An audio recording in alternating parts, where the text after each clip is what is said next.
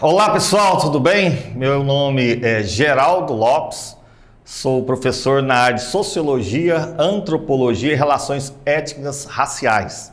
Estamos aqui hoje para tentar entender alguns aspectos relacionados à disciplina envolvendo a questão da equidade, igualdade e tentar compreender o que é essa disciplina de Sociologia e Antropologia tem a ver com o seu dia a dia.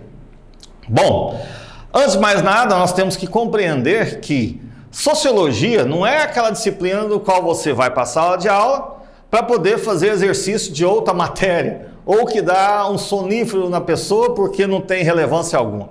Pelo contrário, a Sociologia, ela teve ali seu início no comecinho do século XIX, justamente no momento em que a Europa ali estava tendo uma modificação incrível. Tivemos ali o início da Revolução Industrial, tivemos a Revolução Francesa, onde a sociedade estava passando por uma grande modificação e reorganização. Essa reorganização devido a diferenças de classes, existia ali então, começou a ter grupos chamados grupos de trabalhadores, profissionais voltados a vender a sua mão de obra. Outros já estavam tendo outra camada da sociedade que estava detendo ali o poder de paga, né, para que outros trabalhassem. Ou seja, chamado proletariado, chamado classes dominantes. Muitas das vezes a pessoa pensa assim, nossa, mas Sociologia, falou de Sociologia, eu estou falando de Karl Marx. Não.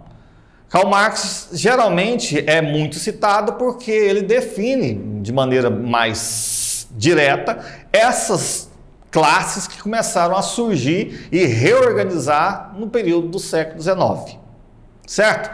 Essa reorganização, então, precisava ser entendida. Qual que seria o papel de cada classe, os direitos de cada classe, aonde que o Estado estaria desenvolvendo o seu papel ali entre as classes sociais e o que deveria ser, então, dever e direito de cada pessoa. Para entender isso, então, teria a necessidade de ter uma ciência que estudasse a sociedade. Sociologia, logia, então, estudo, né, que é a fundamentação da palavra grega, e sociedade, ou seja, o estudo da sociedade. E justamente para poder compreender como que essa sociedade que vinha de um padrão da Idade Média estava agora se reorganizando. Porque na Idade Média existia quase que uma padronização dada pela igreja. Estamos falando agora do período quê? Renascentista, o início ali do período moderno. Ou seja, a sociedade está começando a caminhar com as próprias pernas e não por determinação divina ou determinação do sacro, vindo através da igreja. Então essa reorganização precisava ser entendida. Então nós temos ali Auguste Comte, que foi um filósofo francês que conseguiu determinar a necessidade de uma ciência chamada Sociologia. Mas a ciência mesmo só foi tida como uma linha de pesquisa em Durkheim. Então nós temos ali quem originou a ciência, a Sociologia, Auguste Comte, e Durkheim, que é chamado o primeiro sociólogo, certo? Diante dessa situação, nós temos ali uma ramificação da sociologia, uma linha de estudo, que também foi originada no século XIX, que é a antropologia. Por que a antropologia? A antropologia, então, se tornou um ramo de estudo da sociologia. Por que foi necessário, então, haver a sociologia e a antropologia? A sociologia, então, estuda a organização social. A antropologia estuda o homem dentro da sociedade. O que vai estudar o homem dentro da sociedade? Seu aspecto da anatomia, fisiológico, o esporte? Não. Mas tentar entender o homem nessa sociedade a partir das suas diferenças étnicas. Porque dentro de uma mesma sociedade, talvez, existem grupos diferentes. Aí vem aquela velha tendência em falar assim, mas como pode ter grupos distintos dentro de uma mesma sociedade? Esses grupos distintos têm que ser tratados da mesma forma? Aí vem a grande pergunta da antropologia. Por quê? Porque quando eu falo de antropologia, é a mesma ideia. Logia, estudo, antropos, homem. Então eu vou tentar estudar o homem dentro da sociedade, que é uma área da sociologia. Então eu vou estudar esse homem o quê? As suas diferenças. Suas diferenças principalmente voltado à sua etnia, que é marcada pela sua cultura. Nós temos várias culturas dentro da mesma sociedade. Como assim? O Brasil mesmo, que é imenso, nós temos cultura voltada mais para o Nordeste, o Centro-Oeste, o Sul. Quando você fala etnia, a palavra etnia vem de ethos. Ethos significa costumes. Então essa é a ideia, é tentar entender os costumes do homem dentro dessa sociedade. Costume em que sentido? Por exemplo, se você pegar a questão da alimentação mesmo. Se você pegar a alimentação do nordestino, é diferente da alimentação aqui do goiano. Aqui em Goiânia mesmo, aqui dentro da nossa faculdade, nós temos várias pessoas que vêm do norte, nordeste. E eu costumo até brincar com eles dentro de sala de aula, que o pessoal do nordeste fala que o goiano passa fome. Principalmente no café da manhã. Por quê? Costume. No café da manhã do nordestino você tem lá assim, né? O cuscuz, tem ali o açaí com peixe. Se trouxer um açaí com peixe pro goiano, ele come e morre. Porque não aguenta. Isso são costumes relacionados também à religião. Né? Nós temos regiões do Brasil em que é marcado mais um tipo de religião. Temos ali o espiritismo, temos questão mais evangélicos e depois no sul ali mais católicos. Então essas diferenças são tratadas dentro da antropologia, que é uma área de pesquisa da sociologia. Conseguiram entender como é que funciona esse estudo? Ah, Geraldo, como que eu não vou dar valor a uma disciplina dessa? Você que pensa em ser um advogado, pensa em ser um enfermeiro, pense em ser um farmacêutico. Você não tem que entender como funciona a sociedade para poder atendê-los? Ah, não, mas eu não vou trabalhar com essa organização social, eu não vou ser o sociólogo, mas o seu público é a sociedade. Como que você vai exercer a sua profissão, sendo que o público-chave são pessoas, homens da antropologia, que vivem em sociedade, na sociologia. Entenderam? Você que pensa em qualquer área, tem que ter a noção do que é sociologia, o que é antropologia. Senão você não vai conseguir. Certo? Bom, mas aí vem uma grande questão. A antropologia, a sociologia, então, trabalha essas diferenças étnicas.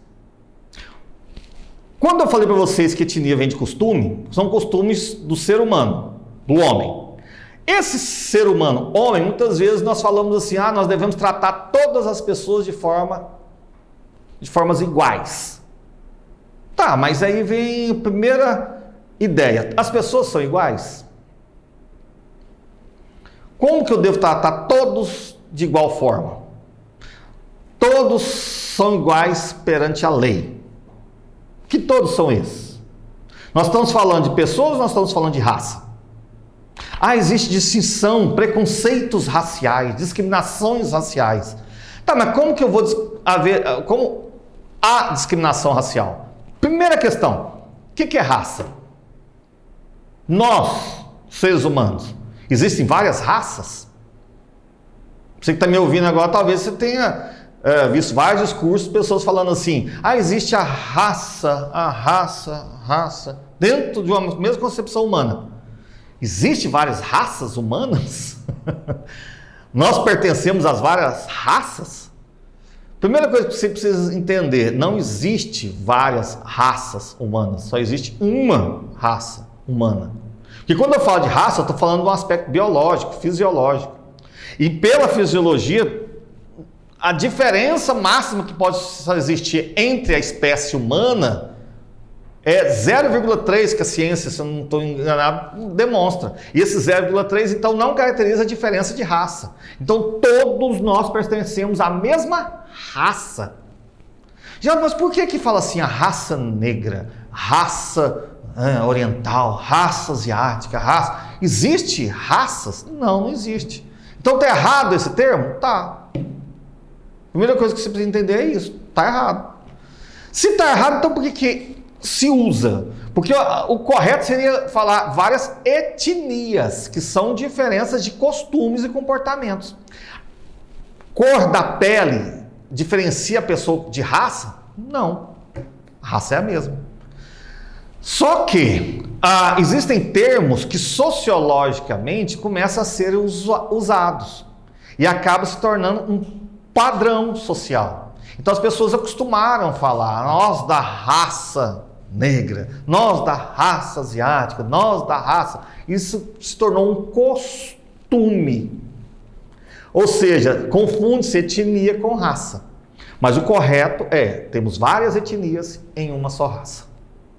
Certo? Se temos uma só raça, significa que todos somos iguais perante a lei. Só que somos todos iguais perante a lei, então que significa que nós temos uma lei e um só direito para todas as pessoas, independente de suas etnias, independente de suas particularidades? É correto eu falar isso?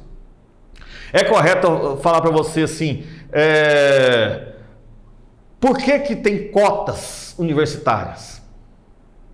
Por que existe estacionamento, né, mais perto ali da entrada para certos grupos? Por que isso existe? Se a lei é igual para todos, se somos todos da mesma raça, se os direitos são iguais a todos.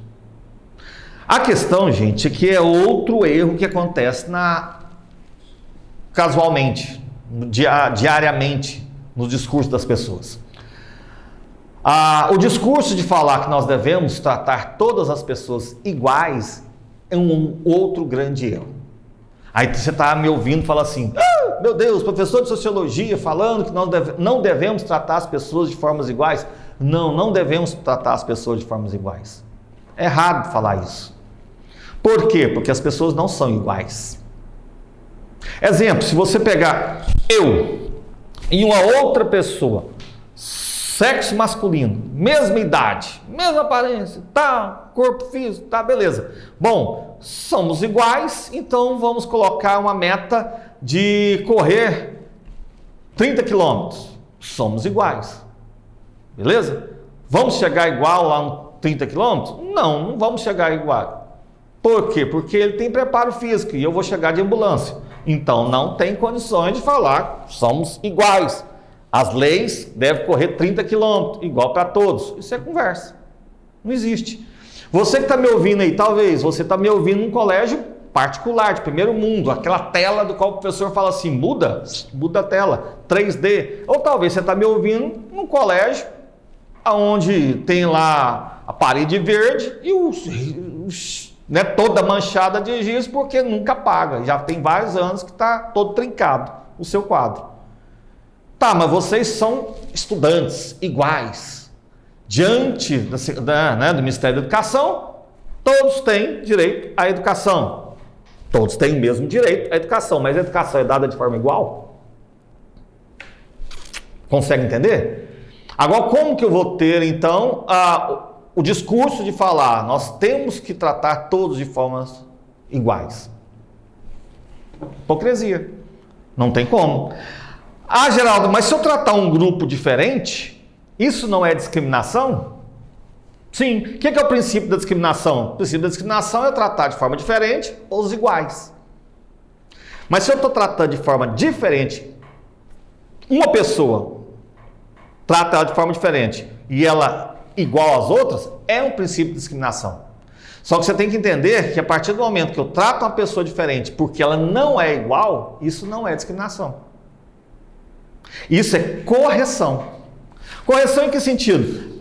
Existe um princípio na sociologia chamado de discriminação positiva. Discriminação nunca é positiva, Geraldo? Sim, discriminação pode ser positiva. Discriminação positiva em que sentido? A discriminação positiva no sentido de que eu não prego a igualdade. A discriminação positiva a partir do princípio que eu prego a equidade. O que é a equidade? A equidade são intervenções, são a partir do momento que eu trato pessoas diferentes, como diz Rui Barbosa. Rui Barbosa diz que nós devemos tratar as pessoas de forma diferente a partir de suas diferenças. Tratar os desiguais de forma desigual a partir de suas desigualdades. Compreendeu? Então, quando eu falo de discriminação positiva, é um tratamento que eu dou a um grupo que ele não é igual aos demais. Bom, a cota entra nisso, Geraldo? Cota universitária? Entra justamente nisso. Ah, mas eu não concordo com o jeito que a cota universitária ela é aplicada. Aí já é outro assunto. Aí é um debate, né? Ah, deveria ser assim. Aí já é outro assunto. Mas tem a necessidade de haver a cota? Tem. Por quê? Porque nem todos, as pessoas não estudaram, não tiveram a mesma base educacional de forma igual. Isso é um princípio errado. Ah, mas a lei garante, todos têm direito à saúde. Todos têm direito à saúde. Ou seja, é um princípio legal que eu tenho direito à saúde. Agora, o tratamento de saúde que eu vou ter é igual ao tratamento de saúde de outra pessoa que tem condição? Não. Machuquei, algo sério, incrível, vou pro pronto-socorro. O que é pronto-socorro? Chegar lá e pronto, ser atendido. Mas, na verdade, me coloca na maca, põe no corredor e eu fico lá esperando o dia inteiro um médico passar e falar assim, você precisa de um pronto atendimento? Aí eu já morri de infecção. Tá, e o outro? Mas eu tive direito à saúde? Tive. Agora, o atendimento é igual? Não. Para outro que machucou menos do que eu, colocou no jatinho, levou para São Paulo. Então, o princípio da discriminação positiva é justamente isso. Eu pegar essa pessoa que está lá num posto de saúde público, que está tendo um tratamento desse, e falar assim, pera lá, eu preciso dar uma atenção maior para esse.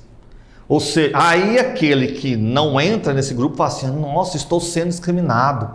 Não, você não está sendo discriminado. Simplesmente eu estou tratando de forma desigual, ou seja, eu vou tratar ele de uma forma especial porque ele necessita ter um tratamento especial. Porque ele não tem as mesmas condições que a sua. Isso é discriminação positiva. Entendeu? Seja então na área educacional, na área da saúde, na área do transporte, na área de alguns benefícios públicos, como assim? Ah, sacanagem, eu pago o IPTU da minha casa caríssima, enquanto tal grupo vai ser isento de IPTU. Tá, mas sua casa caríssima fica onde? Fica num condomínio fechado fulano de tal, de área construída, 2.000 metros. E o meu, barracão, aonde? Lá no setor Samambaia 37. Que eu não sei nem se é rural ou se é urbano. Tá, então quer que a gente pague a mesma taxa de IPTU? Não pode. Ah, estou sendo discriminado. Você não está sendo discriminado. Está havendo o quê? Uma intervenção para grupos que necessitam ser tratados de forma diferente. Para que isso se equilibre. E esse equilíbrio não acontece de forma de tratar todos de formas iguais, mas de forma pela equidade. E a equidade traz o quê? Um equilíbrio. Isso que é discriminação positiva. Isso que deve ser feito a partir da equidade social. Aí você vai trabalhar na área da saúde, do direito, não sei o que, tal. Se você não tiver esse princípio na cabeça, você pensa que todas as pessoas têm que ser tratadas de forma igual. Por exemplo, advogado, eu dou aula no curso de direito.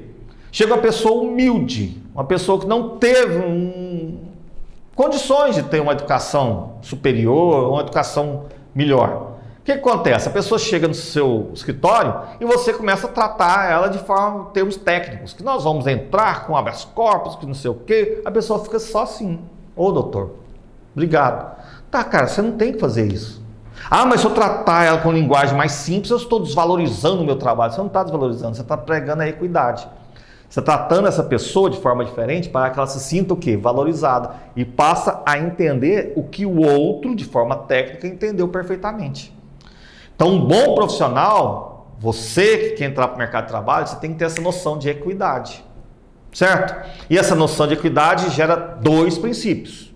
Um princípio maravilhoso, que é o princípio do quê? Da humildade, da relação social, do qual eu, que tenho um estudo magnífico em Oxford, não sei o quê, e a outra pessoa que não teve esse estudo, eu consiga passar para ela um tratamento diferenciado para que ela se sinta o quê? Valorizada. E ela tenha oportunidades da vida do qual a vida não deu a ela.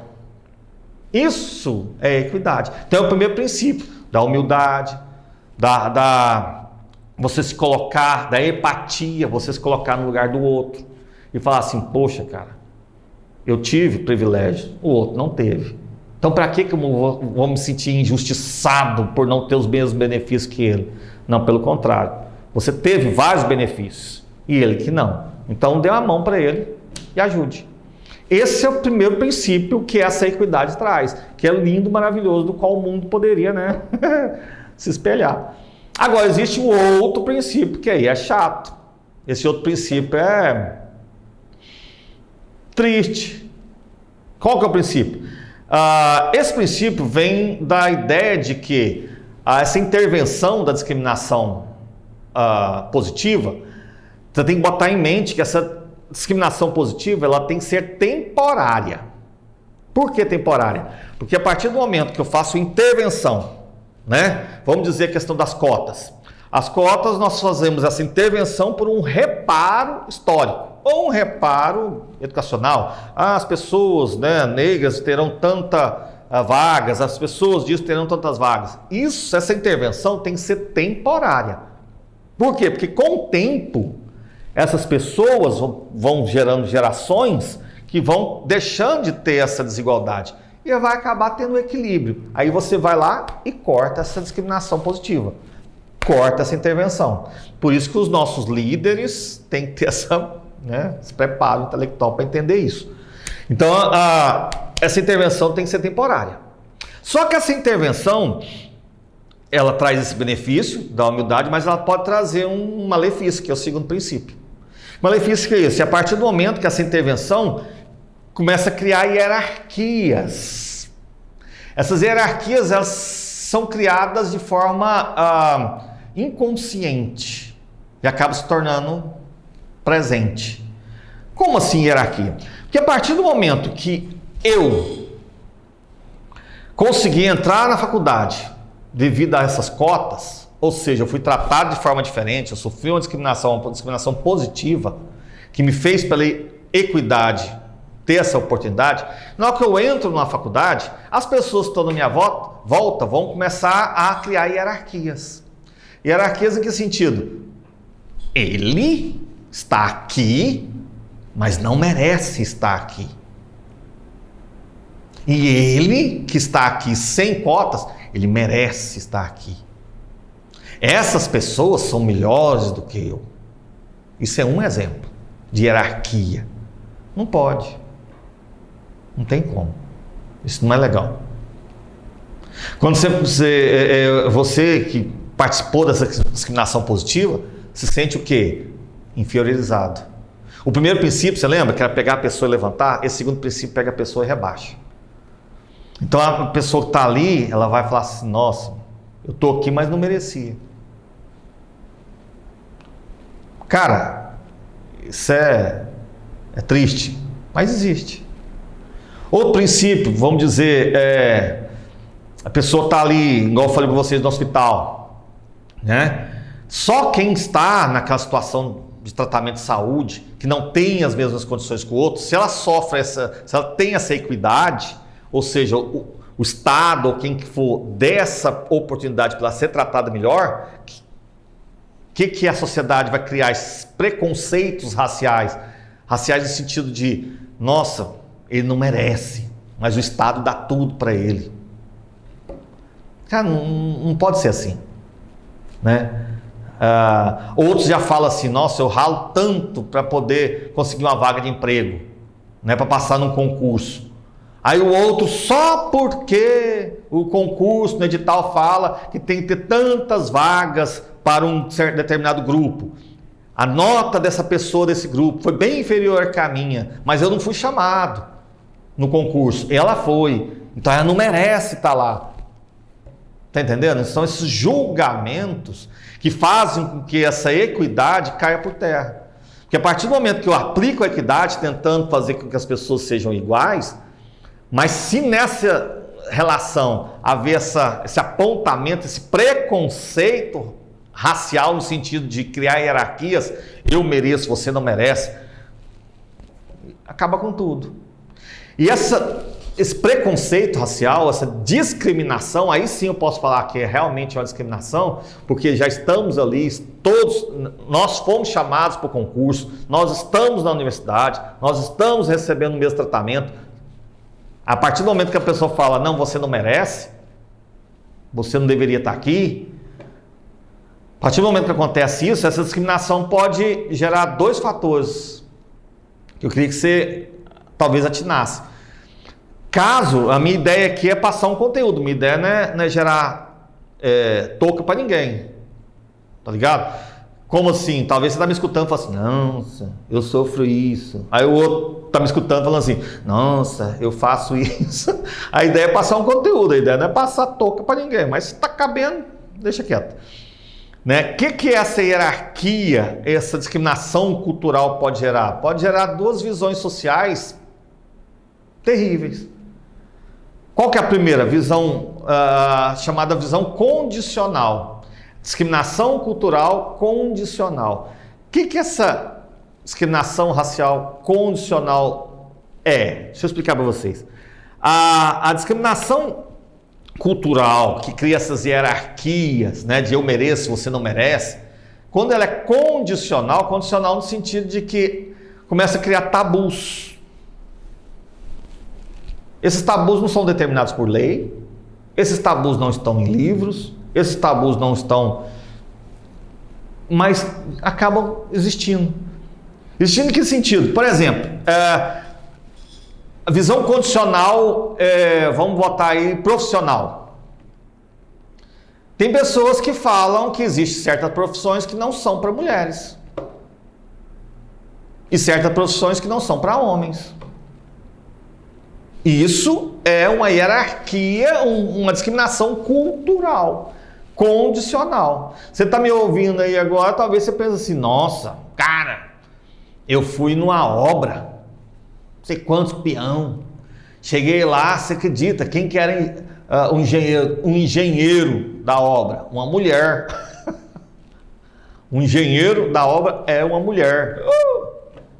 Horrível. Bom, cheguei na delegacia pensando que ia resolver alguma coisa, quem me atendeu? Uma delegada. Ou seja, são visões preconceituosas, cheias de tabu. Não pode, não pode, não pode. Não pode ter. Isso não é cabível. E muitas vezes isso é passado de geração, porque começa a criar hierarquias. O filho muitas vezes fala, pai, eu estou querendo fazer tal profissão. Pai, eu estou querendo fazer tal curso. Eu estou querendo seguir tal carreira. O pai já olha e fala assim, meu filho, isso não é coisa de homem não. Minha filha, isso não é coisa de mulher não. Mas são profissões, cara. Nós estamos falando aqui no âmbito educacional, são profissões. Ah, isso não é muito digno na sociedade. Por quê? De onde gerou isso? Qual a lei que trata isso?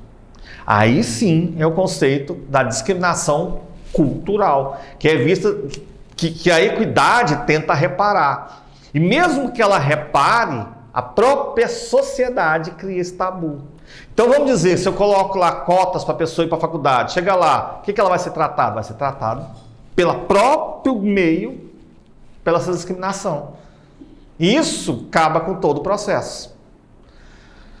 Eita. Então, por último, é a questão da discriminação cultural, falei, é condicional, e só mais uma que é a biológica. O que é essa questão biológica? A biológica vem realmente do corpo da pessoa. Condiciona a pessoa biologicamente. É uma discriminação. Porque um exemplo que eu tratei com a turma do semestre passado. A turma estava na educação física.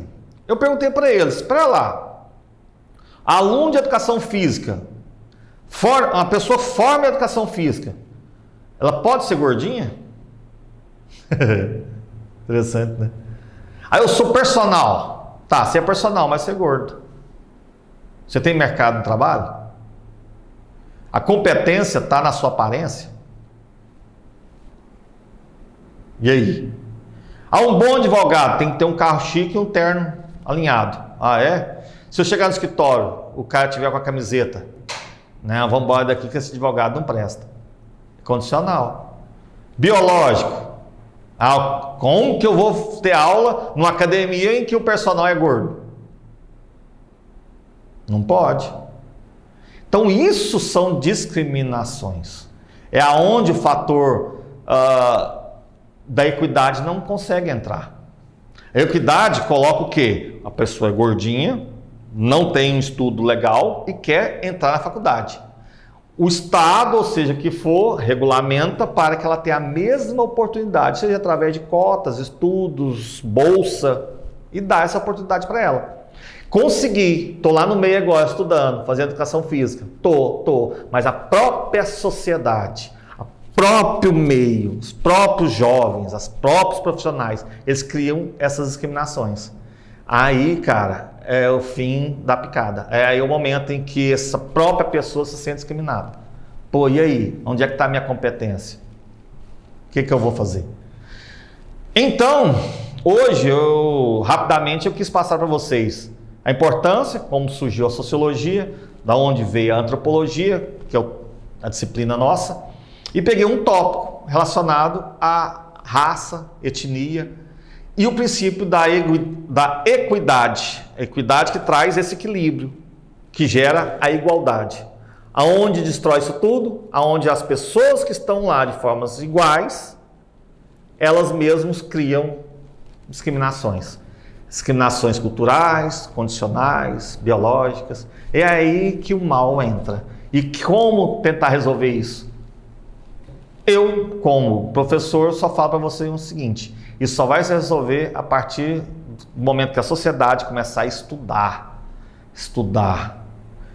cultura, você ter maturidade no seu pensamento, deixar de apenas seus jargões serem apenas letra de música. Não que eu seja contra as letras de música, mas você ter um bom livro, você começar a pesquisar, você vir para uma faculdade, você começar a fazer um bom curso, começar com pessoas que trazem crescimento. Aí você vai criar condições, você vai ver que você mesmo vai mudar. E essa mudança traz crescimento social, transformação. Então vamos deixar de, ser pobre intelectualmente e começar a buscar crescimento intelectual. Aí as desigualdades, os preconceitos, as discriminações, com certeza vão acabar. Beleza, gente? Um abraço para vocês. Muito obrigado por tudo. Beijão, fica com Deus.